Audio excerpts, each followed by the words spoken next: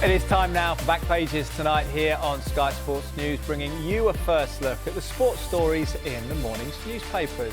And pleased to say, joining us are ESPN senior writer Mark Ogden and Riyadh Al Samurai, chief sports feature writer at the Daily Mail. Welcome to you both. Let's quickly run through the Back Pages.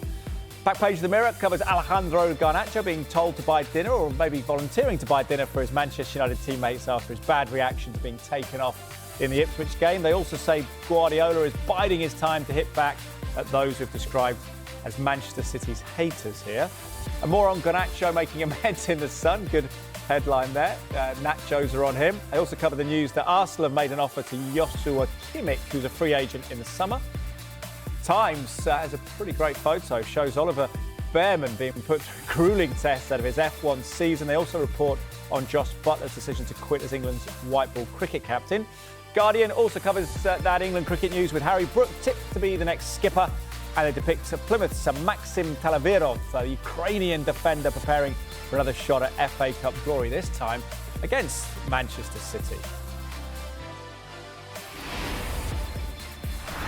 So was Aston Villa in action, though, on Friday night against Cardiff. Let's get a story from the Mail Online just to illustrate that. Aston Villa 2, Cardiff 0. Marco Asensio bags another brace as Unai Emery's men reach the FA Cup quarter-finals. Mark, they huffed and puffed a bit, but how important was that for Aston Villa? The hunt for silverware goes on. Well, I mean, obviously, with so many big clubs out of the FA Cup this year, Villa have got a real chance of winning something. It's been, I mean, I can't remember the last time Villa won a trophy. I think we're talking, mid-90s. So for such a big club, to go so long without a trophy, it's a big deal to get into the quarterfinals. And you'd have to say that, the path is opening up for Villa, because who's the favourites of the FA Cup this year? Probably Man City, but they're not in great form. The holders, Man United, are even worse form. Newcastle are a threat, but again, they've got a tough tie against Brighton. So for Villa to get into the quarterfinals, as well as being in the Champions League, knockout stages, there is a real opportunity for Villa to win something this season. And we know that they've got a pretty substantial wage bill, and their turnover to wage bill is quite tight. But you've got to say that their recruitment in January, certainly with Marco Asensio coming in, has been a massive lift. They've done really well. Asensio could be the guy that takes them to a trophy, and obviously we know that Marcus Rashford had an assist tonight, so maybe their January investment in signings on loan could get them over the line for a trophy. Yeah, it's looking pretty good, isn't it? The Asensio signing in particular, Riyadh, but clinical again tonight. Yeah, I was at the Chelsea game last weekend, and I think the relationship there with Rashford's going to be quite an interesting one for a number of reasons. We've obviously seen it again tonight. Rashford's sort of teed up the first one for him. I think it kind of came off his heel. You wouldn't describe it as the world's cleanest assist. 2 good assists against Chelsea for him as well. It's a really interesting dynamic there with Villa, because undoubtedly with Asensio in particular, you're talking about a guy who won whatever it was, 15, 17 trophies at Real Madrid. I was speaking about him with my colleague Tom Colonossi, and he's never really been the main man anywhere he's been for all the success he's had. And at Aston Villa, there is that opportunity for him to step up and really be this big player for them. But if there's a drawback, when I look at Aston Villa, I don't necessarily see too many problems with the attacking players. And when you look at Watkins and Rodgers as well, they have got great players going forward, but particularly when you have Asensio and Rashford in there, I do see a side that's a little bit weaker off the ball. Asensio, quality player as he is, he's never been one you'd readily identify as a guy who's going to close down, who's going to lead a press from the front. So for Emery, that's actually been a big problem this season at Villa. So whether or not it solves a lot of problems or solves more problems than it creates, that's what we're going to find out. But he looks like a really fantastic signing for them in January. And that relationship with Rashford, they do seem to have this innate understanding very, very quickly. And given how many hours we've spent on this show talking about Marcus Rashford, it's quite an exciting thing to see. He looks happy. The fans there are really embracing him. And as Mark said as well, this is a great opportunity for Villa. Emery was talking down whether or not they're contenders before the game. I couldn't quite sense the logic in why he's saying that. I think they've got a huge opportunity here. So, they have got their problems. They have got a lot of injuries, particularly at the back. So They've got a lot that they need to fix, but you look at the sort of, even at their bare bones, the quality in that squad, they should be aiming high. Yeah, you just wonder if it's the first year since 1957 Villa could win the FA Cup. We'll see about the draw for the quarterfinals holds on Sunday evening. Will Manchester United be in it? The draw takes place after their game against Fulham. But it's not Marcus Rashford, it's the current incumbent, or sometime incumbent on the left-hand side, Alejandro Garnacho on the back page of the Sun, Mark. Nacho's on him. I completely missed this earlier. I thought they were talking about Mexican food, but obviously it's a reaction to Alejandro Garnacho, so I was put correct in the newsroom. Ruben, Al will buy dinner for sub-strop. What do you make of the way this has been handled by Garnacho and Ruben Amorim, though? It's been done quite well, wasn't it, today, the way it was presented? Yeah, I think so. I think, obviously in recent weeks, Amorim has been quite firm with how he's dealt with players, maybe over the top a little bit, certainly with people like Marcus Rashford. Some of the things he said were quite critical and quite heavy-handed, to the point where you thought, well, is there any way back? And it could have gone that way with Garnacho, because obviously he's dropped Garnacho for the Manchester derby, obviously when Rashford has dropped.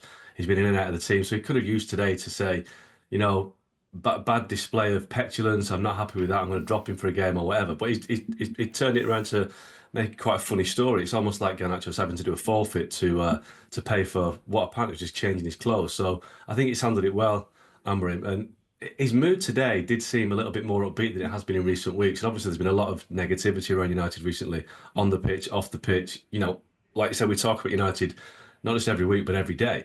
And it's usually a bad story. So I think today, at least, there's a bit of fun there. There's a bit of kind of a smile on Amorim's face. And let's see how long it lasts. But like you said, they got Fulham at the weekend, and that's not going to be an easy game. So smile while they can is probably the best advice. It makes for some fun headlines in the tabloids, doesn't it, as well, Riyadh? Mirror here we can go to. Man United apology fits the bill. Garnacho to pay for dinner to say sorry after sulking when subbed. Fed Devils is the headline. What's your assessment of it? There is a contrast with Rashford, isn't it? Garnacho seems at times a combustible character, but one that seems to be winning Ruben Amorim over. I think so. Look, it's one of those with Garnacho. If you go back to him sort of sulking off the pitch against Ipswich, there is this parallel conversation that Roy Keane has breathed a certain amount of fire into in the past few days about the personality, the character, and the makeup of that team. And look, did Garnacho commit some cardinal sin? I wouldn't say that, but is it also symptomatic of a team and a squad that isn't necessarily made up of the right stuff? My instinct upon it happening was it looked a little bit sulky. I didn't particularly like it. I think Graham Souness has had his view in the mail as well now, going into this weekend about young players. It taps in with what Erik ten Hag was saying as well about you have to be very careful with the modern player. What can you say to them? With that conversation in mind, I think Amorim's handled it well. I find him quite fascinating as a manager. Clearly, in our line of work, we like someone who is honest, someone who isn't a closed shop when you have a conversation with him. I do wonder, and it goes to Mark's point a moment ago with Rashford, I thought he said far too much, not least for the fact he might have knocked a substantial amount of money off the resale value of Marcus Rashford. I think he contributed to him being in that corner. Now, with Garnacho, we're a long way from having that kind of conversation, but he did probably say far more about that scenario than we would necessarily expect. So it's an interesting situation. I think this current thing, it's a bit of fun. It's probably going to be good for team bonding. So from United's point of view, it's taking something positive out of something that was possibly could have been drummed into a negative. And they always make the headlines, don't they? Manchester United in the Express and Star as well. Wine and dine, the headlines said there. Wine spelt with an H for those people listening and not able to see those graphics. Mark, what's your take on the broader cultural conversation this week? Of course, Ruben Amorim saying to the cameras today that his opinion's more important than Roy Keane after Roy Keane's assessment of the apparent lack of passion of Bruno Fernandes. Is there a cultural kind of clash there, or is there a deeper point that Keane's made about the players and desire?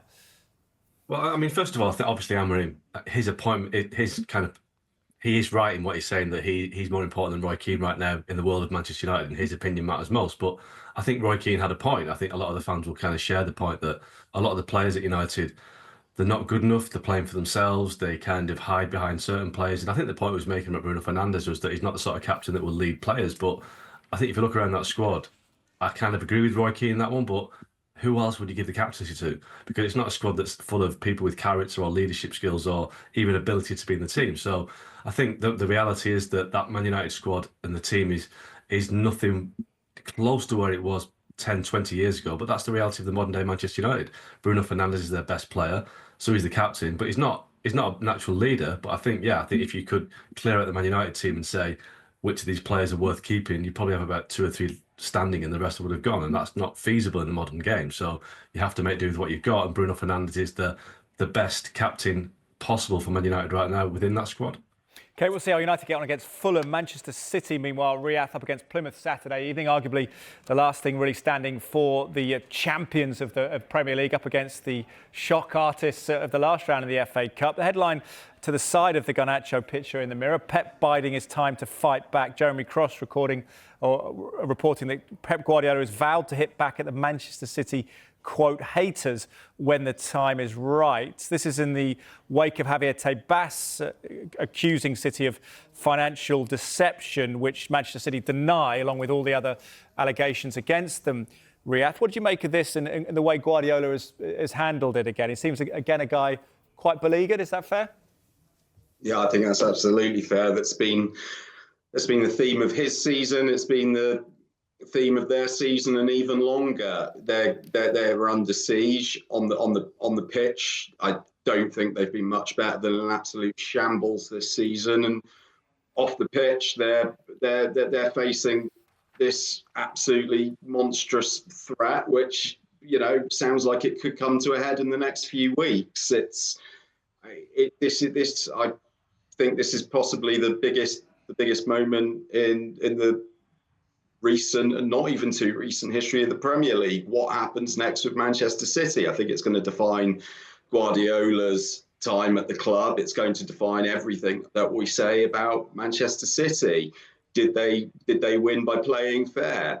Was it done within the rules, or wasn't it? Hopefully we'll get something definitive and not another 5 years or so of appeals and counter appeals, which I half suspect will be the case. But when you look at it now, the FA Cup, they do need to do something, anything this season. Champions League going out to Real Madrid, it was embarrassing the way that second leg played out, the way they've rolled over. Even this season, when you balance it against Rodri's injury, players getting older, it's been a footballing disaster for them. So this is that one glimmer of light. I think from Guardiola's point of view, there's only so much he can even say at this stage. This week, the latest allegations, these matters going to the European Commission. It's just one uppercut after another for Manchester City. They need to find some level of sustained form. I would still back them to be top 4 in the Premier League come the end of the season, but as far as trophies go, it's the FA Cup or bust. Yeah, and it's against Plymouth, Mark, albeit at home, who shocked Liverpool in the past round. The Guardian, we can have a story here. They've got a feature with Plymouth's Maxim Talavirov, pitched there with his Ukraine flag. Big 6'4" Ukrainian centre-half, impressed against Liverpool. I mean, how disastrous would it be if Plymouth somehow, fighting relegation in the Championship, could overturn City tomorrow evening? I mean, there's been a few shocks in Man City this season, but that would be the top of the list, wouldn't it? And, I know Plymouth are taking 8,000 fans to City tomorrow. It'll be a great occasion. But, beating Liverpool was a massive shock. But to win at City, I think, I just don't see that happening. But if it did happen, wow, I mean, where do you go from that? I mean, City then with no trophy this season. So wait and see. But I do think City will win this game. And there's probably the favourites to win the FA Cup. But, yeah, Plymouth, they deserve the day out. And who knows? They might take it to extra time and penalties, maybe. You never know. You never know. Intriguing watching ahead. So thank you for now, Mark. Riyadh, back to you very shortly. We are going to take a quick break. When we come back, we'll look at more of the sports stories in the morning's papers, including this in the Express, where they lead with the end of Joss Butler's captaincy of the England cricket white ball team. We'll have more on that next.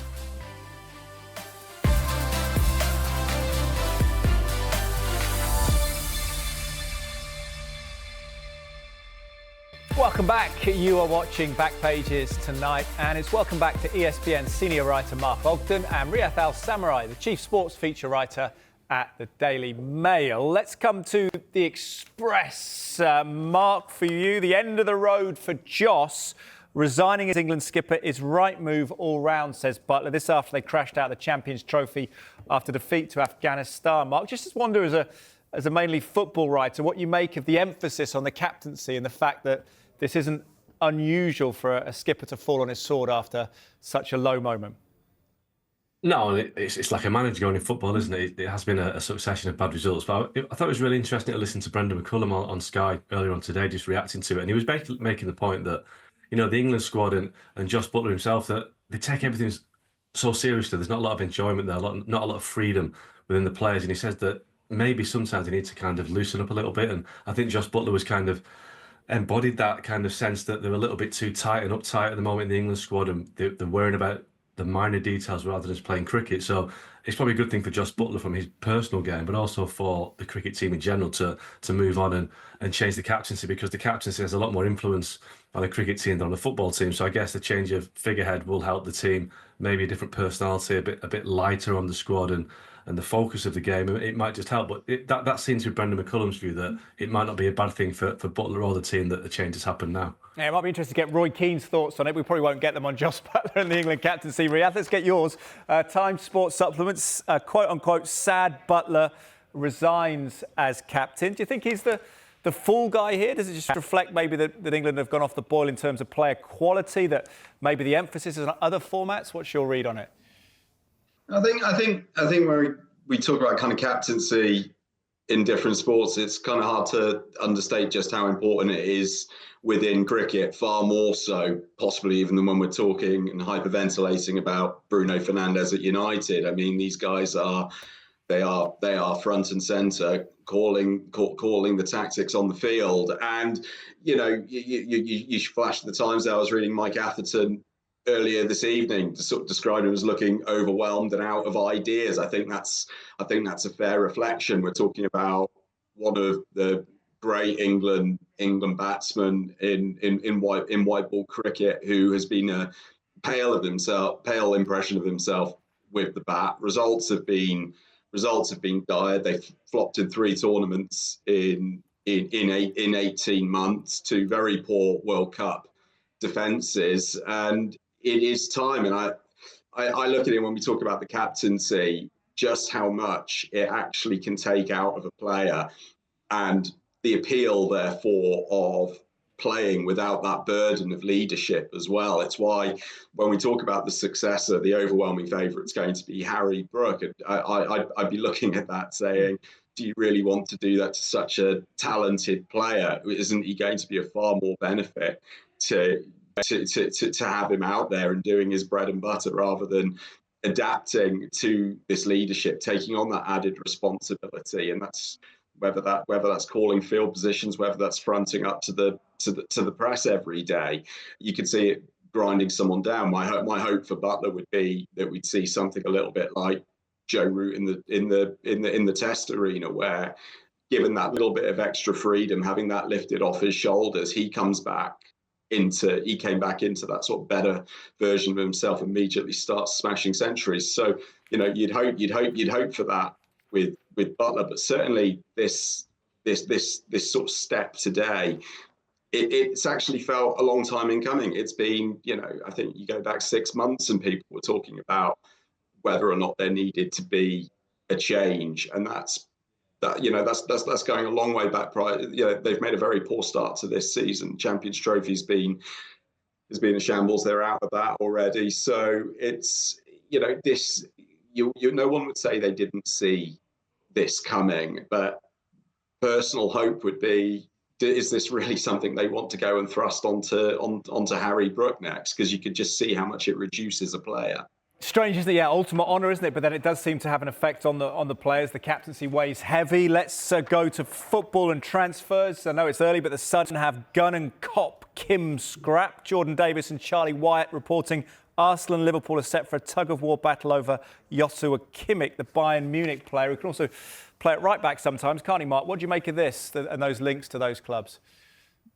Well, obviously, Kimmich at 30 years old out of contract in the summer, he's going to have a lot of people that are interested. I know that Man City have had a tentative interest in Kimmich as well, and I think any decent club out there that's got ambition would look at Kimmich because he can play different roles. I know Arsenal looking at Martin Zubimendi as well. So again, they seem to be looking at midfielders rather than the big obvious part of the pitch they need to find a player which is up front. But yeah, Kimmich would be a great signing for a lot of teams, but there is a suggestion that he might end up staying at Bayern Munich as well, and this might just be agents trying to get clubs to put a bid in to make him get a better deal out of Bayern Munich. But he's a great player, Kimmich, and he's certainly a player that would benefit a club in the Premier League. Where do you think he might go out of those two, Liverpool and Arsenal, Riyadh? What would make the most sense? I suppose, particularly if Alexander-Arnold leaves Liverpool, you could have him as cover for centre mid and right back.